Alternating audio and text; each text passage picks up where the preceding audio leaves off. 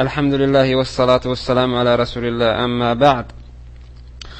The sutrah verily, as it is mentioned by the authentic reporters, has to connect to the ground or the floor.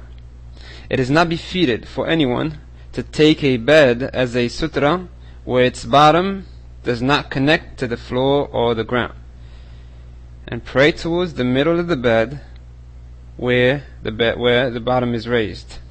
That is not a sutrah. Rather, the sutrah has to be touching the floor or connected to the floor. That is the condition. The sutrah is important. Do you want Iblis to cut off your prayer and come mess with you while you're praying? Wallahi, I don't think you do. It has come that the Prophet ﷺ stated in the Sunan of Abi Dawood, when one of you prays towards a sutrah, he should get close to it so that shaitan cannot break his prayer. It has come in Sahih Muslim that 3 cut off the man prayer, and from them is the black dog and the shaitan. So know that if he took over, then your prayer can be invalid.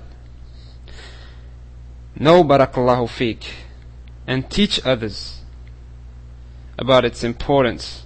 As the Prophet ﷺ said, he can pass through, meaning the shaitan. As you see a lot of men coming to the masjid, starting their prayer in the middle of the masjid with no sutrah, and the woman too, in the big praying room, she would pick the middle of the masjid and pray without a sutrah. Why don't you get close to the wall and pray, barakallahu feek? And the point of the sutrah, as the Prophet ﷺ mentioned, is that you stand near it. Stand near it. As it came in the hadith of Sahih al-Bukhari and Muslim,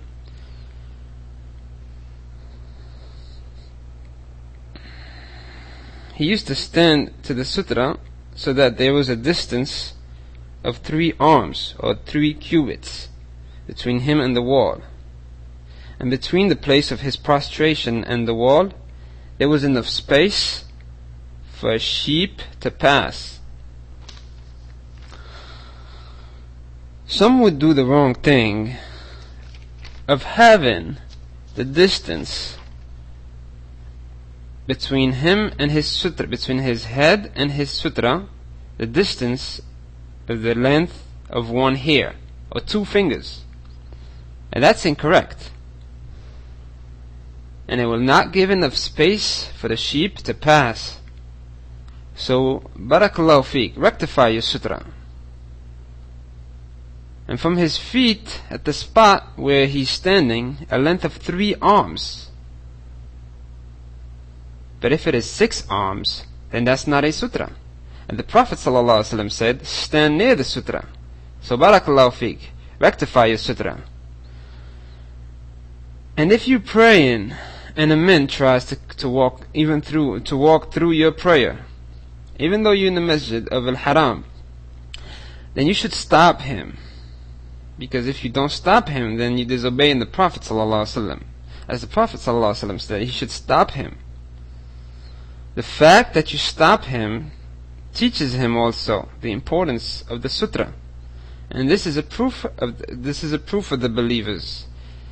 Adillatun ala al-mu'mineen. If he refuses, then fight him, for verily he is a devil, as it has come in the hadith. But if he still makes it, if he still makes it through, then you would have done your part as much as you can. If you don't try to stop him, that's a sin, and disobeying the Prophet ﷺ, and disobeying Allah. And the sin in the salah, the sin in the prayer, is greater. For example, you're praying at the masjid at al-haram. You're praying at al-masjid al-haram, and a beautiful woman passes by. You're praying, staring at her, while she's walking, you are glazing at her, turning your face towards her.